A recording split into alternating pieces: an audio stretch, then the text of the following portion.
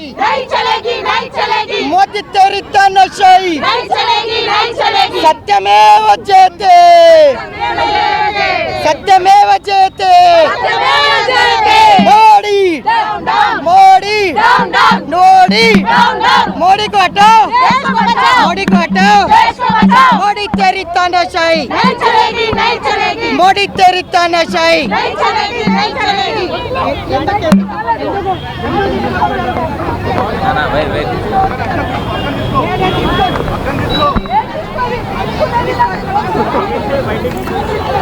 Right.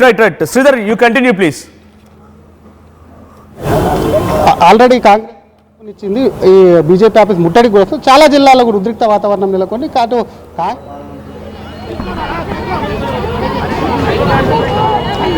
అయితే గాంధీ భవన్ దగ్గర కాంగ్రెస్ కార్యకర్తలు ఆందోళన చేపడుతున్నారు. చూస్తున్నాం మనం.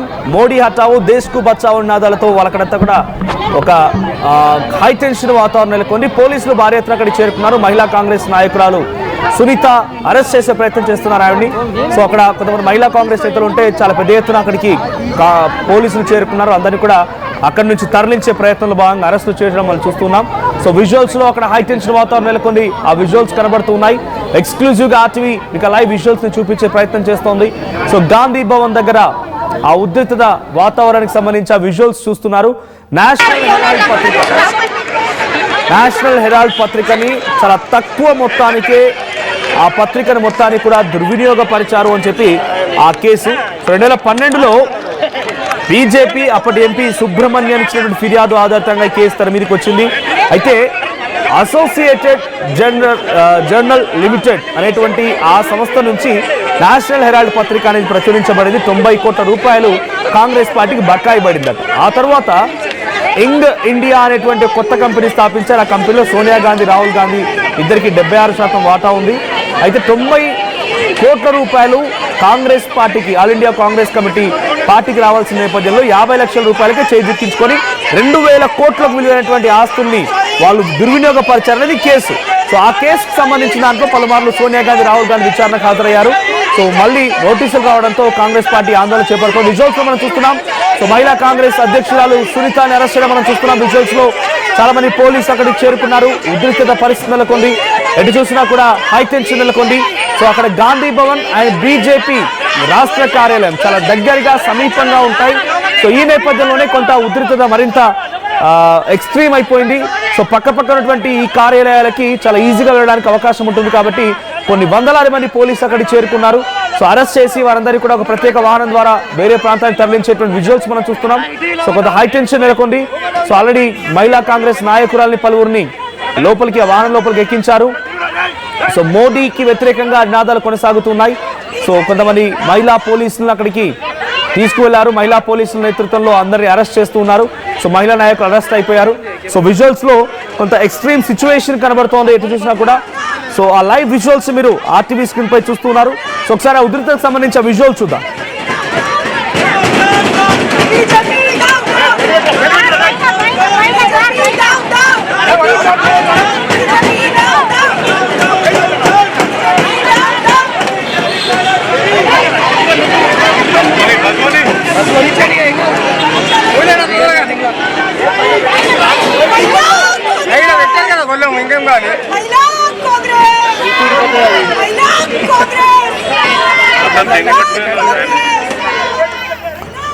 రైట్.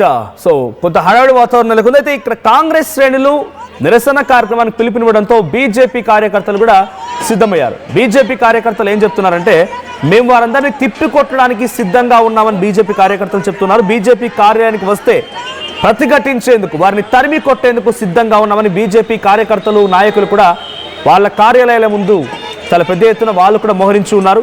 సో బీజేపీ రాష్ట్ర కార్యాలయానికి వెళ్ళేటువంటి దారులన్నింటి కూడా బార్కేడ్లతో మూసివేశారు పోలీసులు. సో గతంలో కాంగ్రెస్ ముట్టడించింది బీజేపీ కార్యాలయం ముందు. ఇరు వర్గాల మధ్య ఉద్రిక్తత నెలకొంది. ఒకరిపై ఒకరు ఇటుకలు, కర్రలతో కూడా దాడి చేసుకున్నారు. పలువురికి గాయాలు కూడా అయ్యాయి. ఇప్పుడు కూడా అటువంటి సిచ్యువేషనే ఉంటుందనేటువంటి ఒక అవకాశంతోనే, ఆలోచనతోనే పోలీసులు కూడా పెద్ద ఎత్తున అక్కడికి భారీగా వాహనాలను తీసుకొచ్చారు. భారీగా బార్కేడ్లు ఏర్పాటు చేశారు. అటుగా వెళ్ళేటువంటి ఆ మార్గం మొత్తాన్ని కూడా బార్కేడ్లతో అడ్డుకున్నారు.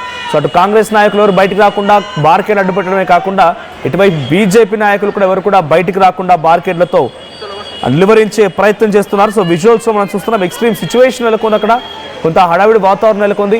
సో ఇరు వర్గాలు కూడా ఏమాత్రం తగ్గడం లేదు. నిజంగా ఒకరికొకరు ఎదురు పడితే బాహాబాహికి దిగి పెద్ద ఎత్తున ఒక ఆందోళనకరమైనటువంటి వాతావరణం క్రియేట్ అయ్యే అవకాశం కూడా కనబడుతోంది. సో గాంధీ భవన్ దగ్గర నుంచి ఎక్స్క్లూజివ్ విజువల్స్లో చూస్తూ ఉంటే అక్కడ మహిళా నాయకులు ఎటువంటి ఆందోళన చేపడుతున్నారు, వాళ్ళ నినాదాలు చూస్తున్నాం. తర్వాత వాళ్ళని అరెస్ట్ చేసేటువంటి విజువల్స్ కూడా మనం లైవ్లో చూసాం. సో వందలాది మంది పోలీసులు అక్కడ మోహరించి ఉన్నారు.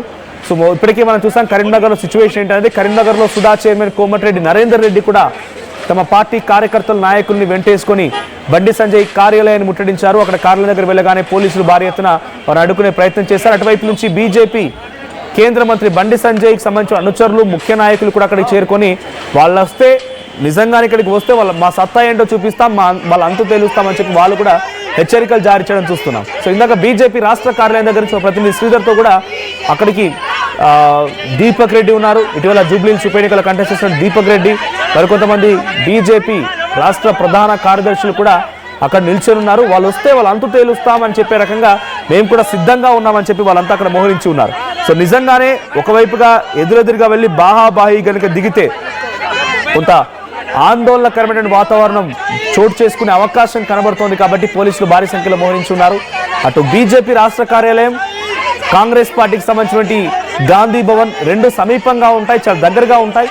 దీంతో అటువారు ఇటువైపుగా రాకుండా ఇటువారి వరకు అటువైపు వెళ్లకుండా చాలా పెద్ద ఎత్తున బార్కేడ్లని ఏర్పాటు చేశారు. సో ఈ బార్కేడ్లు మొత్తం కూడా వాళ్ళు నిలువరించే ప్రయత్నం చేస్తున్నారు. సో కానీ సిచ్యువేషన్ ఏమాత్రం కంట్రోల్కి రావడం లేదు. పైన విజువల్స్ చూస్తూ ఉంటే అది కరీంనగర్లో విజువల్. సో పైన కనిపించే విజువల్స్లో కరీంనగర్లోని కాంగ్రెస్ కార్యకర్తలు భారీ సంఖ్యలో కొన్ని వందలాది మంది బీజేపీ కేంద్ర మంత్రి బండి సంజయ్ నివాసాన్ని ముట్టడించడం కోసం అక్కడికి వెళ్తే కింద విజువల్స్లో గాంధీ భవన్ విజువల్స్ చూస్తున్నారు. సో అక్కడ మహిళా కాంగ్రెస్ నాయకురాలు ఏకంగా పిసిసి అధ్యక్షుడు మహేష్ కుమార్ గౌడ్ కూడా ఈ యొక్క కార్యక్రమంలో పాల్గొనడం తెలుస్తోంది.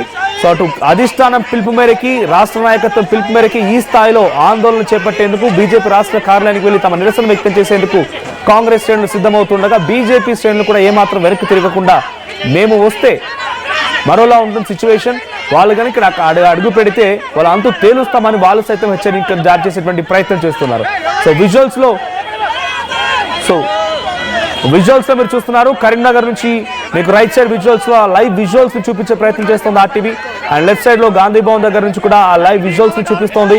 సో గాంధీ భవన్ దగ్గర, కరీంనగర్లో రెండు చోట్ల కొంత ఉద్రిక్తత పరిస్థితి నెలకొంది, హై టెన్షన్ నెలకొంది. పోలీసులు భారీ సంఖ్యలో మోహరించి ఉన్నారు.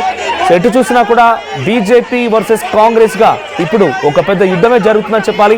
ముఖ్యంగా అటు సోనియా గాంధీ, రాహుల్ గాంధీల పైన ఈడీ కేసులు నమోదు చేయడాన్ని తప్పుడు కేసులు అనేటువంటి ఒక ఆలోచనతోనే కాంగ్రెస్ పార్టీ ఈ కార్యక్రమాన్ని పిలిపించినట్టుగా కాంగ్రెస్ వర్గాలు చెప్తూ ఉన్నాయి. సో ముఖ్యంగా బీజేపీ జేబు సంస్థగా మారిపోయింది ఈడీ అనేది. సో తమకు పడినటువంటి వారిని, తమకు వ్యతిరేకంగా ఉన్న వారిని, తమకు వ్యతిరేకంగా మాట్లాడిన వారిపైన ఈ కేసులు నమోదవుతున్నాయి. కాబట్టి ఈడీ వాళ్ళ జేబు సంస్థగా మారిపోయి సోనియా గాంధీ, రాహుల్ గాంధీ పైన తప్పుడు ఆరోపణలతో తప్పుడు కేసులు నమోదు చేశారనేటువంటి ఒక వాదన కాంగ్రెస్ పార్టీ నాయకులు చెప్తున్నారు.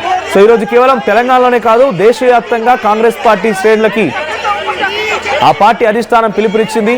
సో తెలంగాణలో అధికారంలో ఉంది కాబట్టి కొంత ఉద్రిక్త పరిస్థితి మరో నెక్స్ట్ లెవెల్లో కనబడుతోంది. సో సిచ్యువేషన్ కొంత ఎక్స్ట్రీమ్గానే ఉంది. బీజేపీ నేతలు కూడా వాళ్ళు సిద్ధంగా ఉన్నారు. గతంలో కూడా ఇదే మాదిరిగా కొంత ఉద్రిక్త పరిస్థితి నెలకొన్నప్పుడు బీజేపీ కార్యాలయానికి తెలంగాణ యూత్ కాంగ్రెస్ నాయకులు, ఎన్ఎస్ఏ నాయకులు వెళ్ళిపోయి కొంత బాహాబాహికి దిగారు. ఆ బాహాబాహిలో కర్రలతో కాంగ్రెస్ నాయకులు దాడి చేస్తే ఇటుకలతో అటు బీజేపీ నేతలు దాడి చేయడంతో తలలు పగిలాయి, చాలా మంది ఆసుపత్రి పాలైపోయారు, గాయాల పాలయ్యాయి. ఇప్పుడు కూడా అటువంటి సిచ్యువేషనే ఉండే అవకాశం ఉన్న నేపథ్యంలోనే కొంత వారందరినీ కూడా కంట్రోల్ చేసే ప్రయత్నం పోలీసులు చేస్తున్నారు. సో విజువల్స్ చూడొచ్చు, చాలా పెద్ద ఎత్తున పోలీసులు అక్కడ చేరుకున్నారు.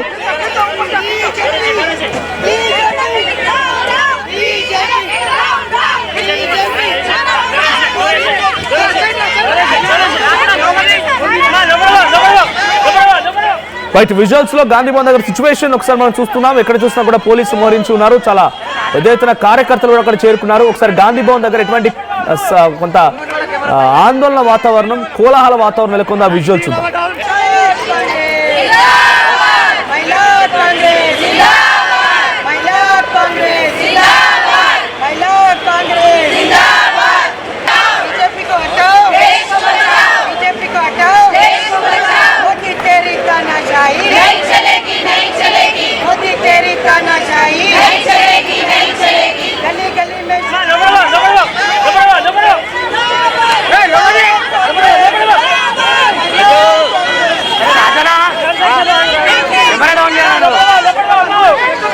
కెమెరా పై